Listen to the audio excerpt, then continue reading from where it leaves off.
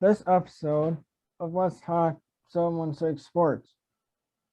My special guest is Brennan Klak, and we will be doing some hockey talk. Who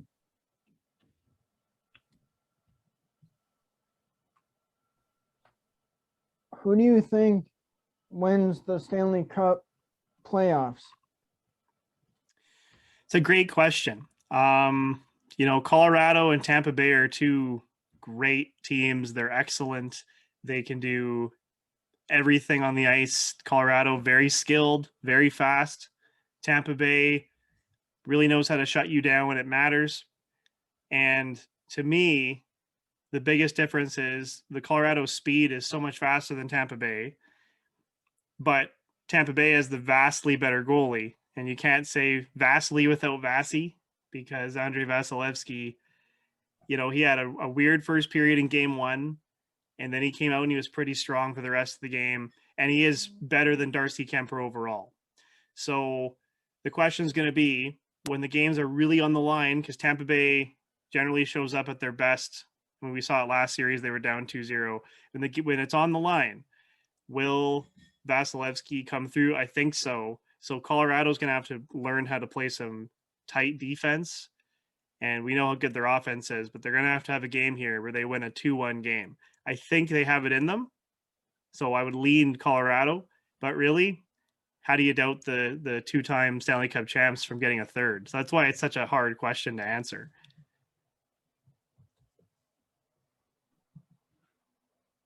Who do you think the better goalie is in that series?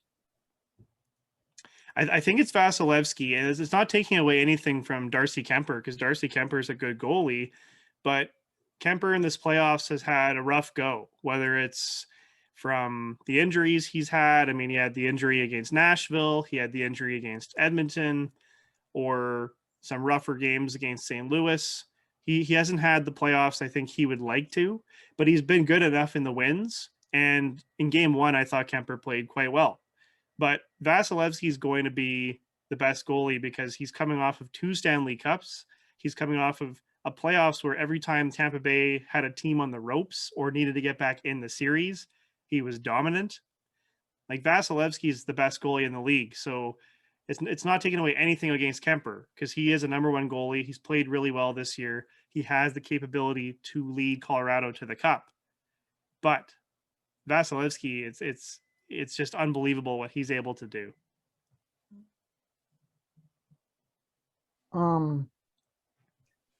What prospects do you think the Sabres will draft this year? I mean, it's a great question, because if you look at Buffalo, like they have a really interesting prospect pool right now, and I look up and down what they need. And on the blue line, you have Owen Power and Rasmus Dahlin for hopefully a long time. So you have 2 stud defensemen that you're good with. And goalie is probably not the greatest draft for goaltending at the moment, at least in the first round. So Buffalo's got that 9th overall pick, and I think that's a good spot to find a quality forward prospect that can complement some guys that Buffalo has coming, and the younger guys that are developing with the system already. So Tage Thompson, Dylan Cousins, Jack Quinn, etc. And I would look at a guy maybe up the middle. And I only say that because Buffalo, Tage Thompson looked really good up the middle, but it's nice to have center options no matter what, especially if they're flexible and they can play wing as well. So I do look at a guy like Marco Kasper, who's the Austrian player that played in Sweden, but Kasper has potential to be a really good 2-way centerman and a second line type of guy. I look at a guy like Jonathan Lekkerimäki. He's in Sweden, great goal scorer, reminds me a lot of Jordan Eberle, and Buffalo's going to need some goals from a lot of different sources. So he could be a guy that's very interesting for that Sabre team. And then also, I wonder if they don't look, too off the board necessarily, but maybe in some later rounds they can take some gambles. I mean, they have Poltapov, the Russian prospect, so they're not afraid of Russians. they might want to look at a guy like Victor Nuchev, a sniper who could be had in the second or third round. So I think Buffalo should prioritize forwards, but it doesn't mean they shouldn't take any D or goaltending later. But forward seems to be their biggest need. And that's why I think they should look at a guy like Lekaramaki, Casper, or even Nuchev later in the draft. Are there any players like in Rochester that you think the Sabres could maybe like, bring up or I do. I look at that Rochester team, and I mean, there's one guy that. So I'm from St. Albert, Alberta, which is really right near Edmonton, and St. Albert's a suburb that's right beside Edmonton, and the other suburb that's right beside Edmonton is Sherwood Park, and that's where Brandon Biro is from. Brandon Biro had a really nice season in Rochester. He had 41 points in 48 games. Not as good of a playoff, but he also did get a 1-game cup of coffee with Buffalo. He's a guy that I do really like. I think he's a smart player. He's pass first, but he makes plays. He's solid as a two-way guy. He's a guy that I look at as a surprise player to maybe come up. He's already 23, 24 years old, so he's a guy that I could see. But also, I mean, Buffalo's got 2 really great prospects that were playing a lot and had cups of coffee, but you wonder, okay, is Jack Quinn ready to go? He probably is. Is Peterka ready to go? He probably is. And they both bring different elements to the team. Jack Quinn brings goal scoring and power play ability. Peterka, he's really fast. Like Buffalo needs some speed, and he's a guy that can play on the bottom 6 and maybe even penalty kill if necessary, but he's also got a lot of skill. So Peterka and Quinn, I like those guys to really give it a run to make the team. And I think that that Biro is a little bit of a potential, I guess, sleeper in that category. And then I guess we'll see. I mean, I don't know if Peyton Krebs counts as a minor player anymore. He played more in Buffalo last year than he did in the minors, and I think Krebs will just have another nice season. I think he'll just get better. He's really smart. He played in the WHL, so I got to see him a lot. He's got a bit of an edge to him too, and he'll kind of learn, more as he goes along in the league that he can play to that. He doesn't have to play small. So I like what Buffalo's got cooking in terms of they have a lot of forwards coming up that are part of a unit of guys. They don't have that one superstar, but they have those guys in the blue line, Power and Dahlin. So at forward, if they can draft another guy, they're going to have a lot of players that are talented. It's going to be very similar to when they had Briere and Drury and Finneganoff and Vanek, and they had that core of really good forwards that didn't necessarily have a superstar, but they had a lot of talent.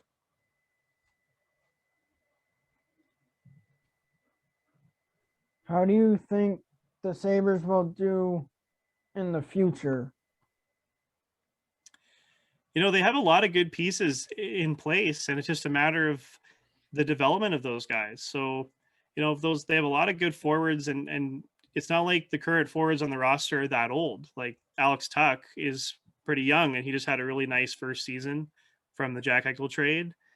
Tage Thompson, really young, just had his first breakout season. And you still, like I said, Cousins, Quinn, Peterka, the guy they draft this year. I mean, they're going to have quite a bit of players at forward that are just entering their prime with each other. On the blue line, Owen Power is going to be a beast, and Rasmus Dahlin already is finding his game. I mean, he had a lot better season this year than last year, and I think he still has a long road to go in terms of where he could end up. He could end up as a top 10 D still. So you put all those factors in together, they still need a goalie. That's one thing with Buffalo that has eluded them since probably even Ryan Miller left, is that they need a number one goalie that they can trust, whether that's Luukkonen in the future or whether that's somebody that they have to go out and get.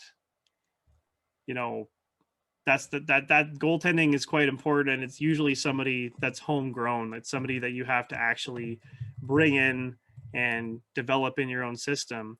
I mean, a guy that could end up being that for Buffalo is Devin Levi, who played at the World Juniors. They got him in the Sam Reinhart trade, and he had a wonderful year in college. He had a 952 save percentage or something like that. So he's a little smaller. He's a 5'11", 6 feet goalie, but he's very skilled, very good.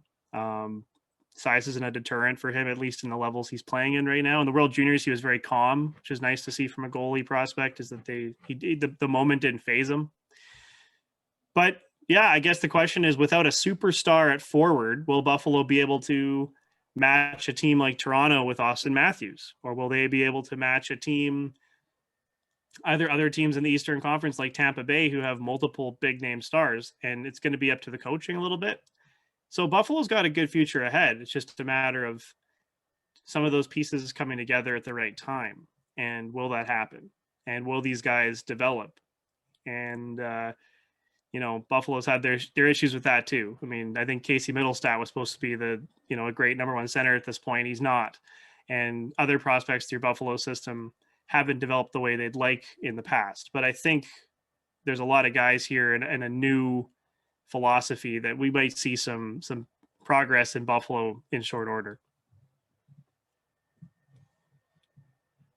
Do you have any questions? Yeah, questions for you. I want to know from your end, so where, first of all, who's your favorite player on Buffalo and why? My favorite player on Buffalo would be Darlene, because he's a good defenseman. Darlene is so much fun.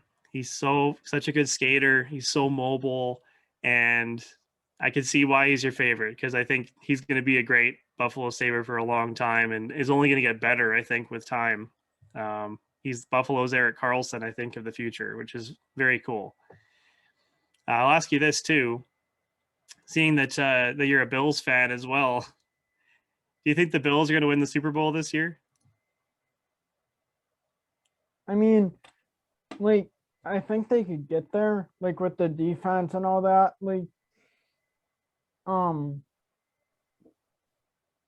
But like, I think they will win it maybe one year.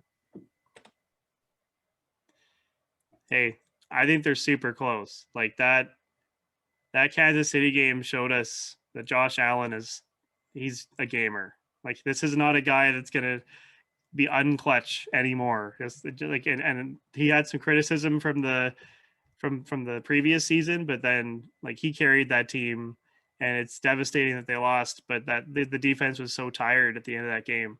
But hey, I think the Bills have a great future. I'm a big fan of Stephon Diggs. I love Stephon Diggs, and I really think that that Buffalo is going to pull together at least. I think they're a good shot at going to the Super Bowl. I don't know if they're going to win it, but I definitely believe they have a shot. So I'm with you. I'll be cheering them on too.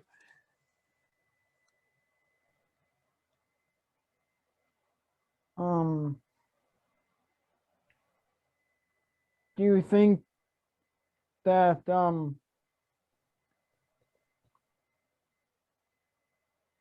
Kevin Adams is doing good as a manager? I think Kevin Adams has a really tough job. He comes into a Buffalo franchise that has had a lot of, rough seasons. I'm from Edmonton, so I understand what losing's like. We had a lot of it here, and we still, even with Connor McDavid and Leon Draisaitl, can't make the Stanley Cup final. So it can get frustrating. And in Kevin Adams' position, he had to trade Jack Eichel. That's a thing that no manager ever would want to do, is trade away your franchise forward. And they got a pretty decent return for him. I mean, Alex Tuch right away fit the team really well. Peyton Krebs, really promising. It's not the return that you would like necessarily for a superstar, but in that situation, a really tough one, there's not a lot you can do other than what Kevin Adams did. And he's brought in some good kind of tertiary talent, but there's a lot of building here, and we won't be able to evaluate what Kevin Adams can do until he's been the GM for maybe 3 years or 4 years. If he gets to 4, I guess the first 3 years, Buffalo's got to see some progress, and he's got to bring in enough pieces that guys like Power and Darlene don't feel like it's all on their shoulders, that they have some help. Like, the blue line's still really young, so I know I had heard the Sabres were looking around in trade for a veteran defenseman. They don't want to put a lot on, like last season, they put a lot on Samuelson and Bryson, and some of those young guys have to play a lot of minutes. And I think they would like a veteran guy to make sure that that doesn't happen as bad, that Power's not just on the ice for 25 minutes a night as a rookie, unless like Power's really good, but you still don't want to completely throw your rookie to the wolves. So I know they're going to look for a veteran D, and Kevin Adams. I mean, there's not a lot of pressure right now, I think, on him because Buffalo improved a little bit, and guys developed, and there was some promising signs, but now it's the next step and then the next step. And if they don't get there in 2 years, then we might be talking about Kevin Adams not doing enough. But right now, he hasn't been GM very long, and he's had some tough decisions to make. And we'll see how this Eichel trade pays off, because that's probably going to be the one that everybody evaluates him forever on, is how did you do on that trade? And part of it will be Eichel's performance in Vegas, but a lot of it will be what they get for him. Well, so far, looks good. We'll see how the younger players pan out. What veteran defenseman would come to Buffalo, or like what veteran defenseman is Kevin Adams looking at to fill? I guess it depends. The free agent market's really poor. There's not a lot of D-man on the UFA market that excite me at all. I look at guys like, Chris Letang's probably going to re-sign in Pittsburgh, or he'll go to a contending team right now. And Buffalo's still kind of building. So if they're going to bring in somebody, I think it's going to be through trade. And because the Sabres have a lot of cap space, I mean, they just brought in Ben Bishop just to make the floor.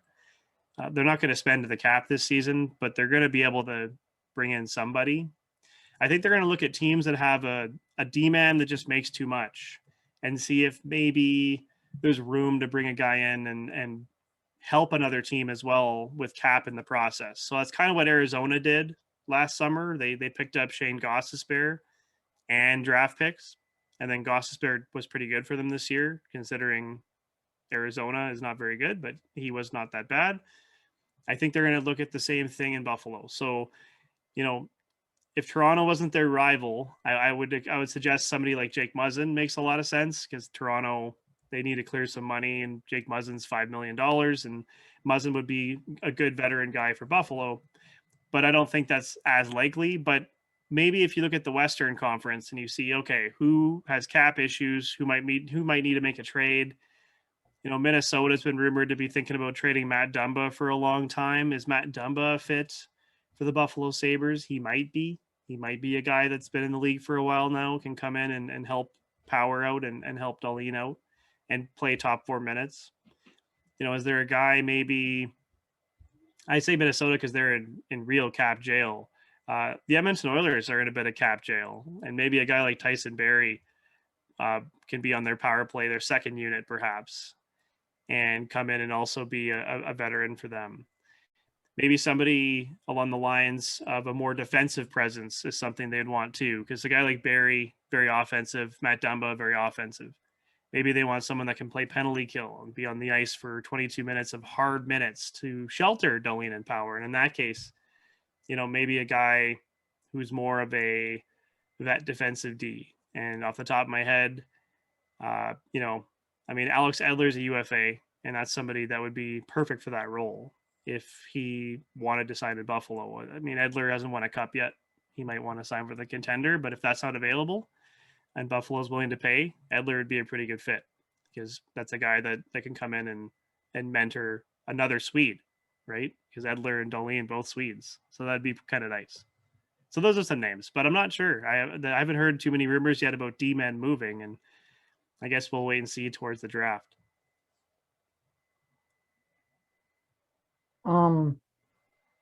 When in July is the NHL draft? The draft is it's July 6th and 7th. The 6th is the first round, and the 7th is the second round. I don't know the times yet on those, but usually the first round's at like 6 p.m., which for you guys would be 8 p.m. Eastern, because I'm thinking in Mountain Time. And then the second round's in the morning And because the draft's in Montreal, it'll be an early start. So I'll be tweeting out the entire draft on NHL Update. I'll be tweeting out every pick, every trade, and it'll be busy. But hey, I mean, we're all watching the same thing, and we all just want our teams to draft really, really well. And hey, I mean, I hope Buffalo drafts well too. It'd be nice to see Buffalo back in the playoffs and rising, just like the Bills did. They went from the bottom to the top. I think the Sabres can definitely do the same. It'd be very nice to see.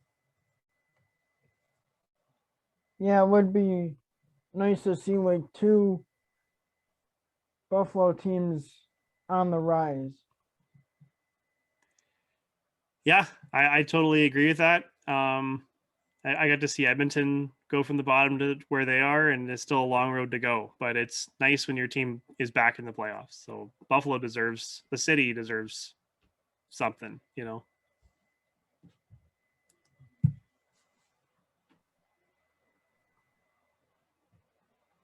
Do you have a Twitter page that you want to share?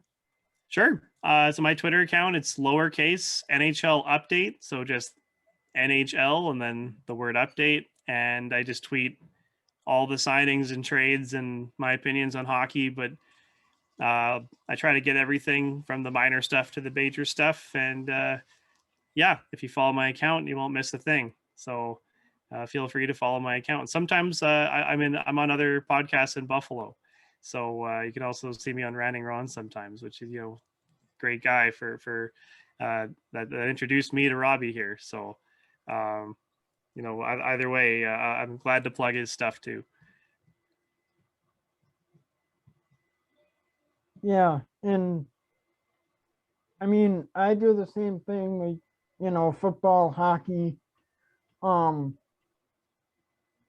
and my Twitter handle is at Let's Talk 716.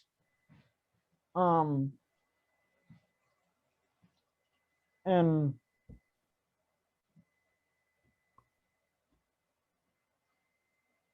Ron is my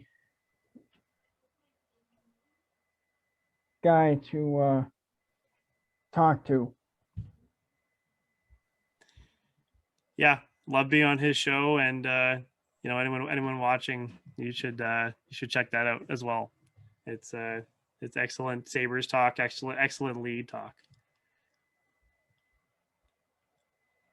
Do you have any more questions for me?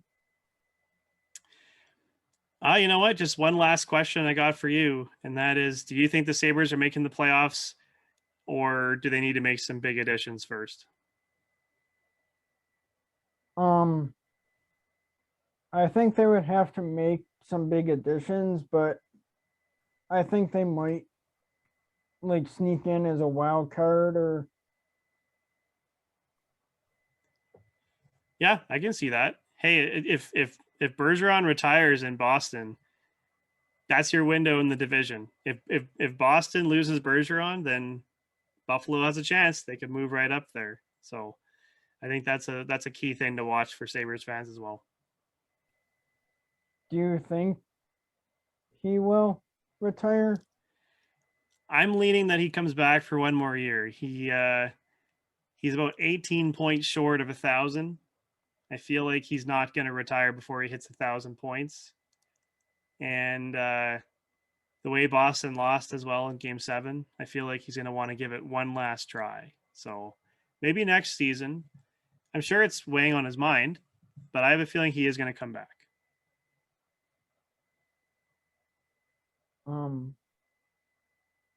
Thank you for tuning into Let's Talk 716 Sports.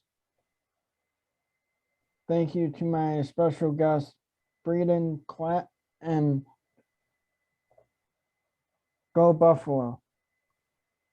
Thanks for having me on, and go Sabres, go.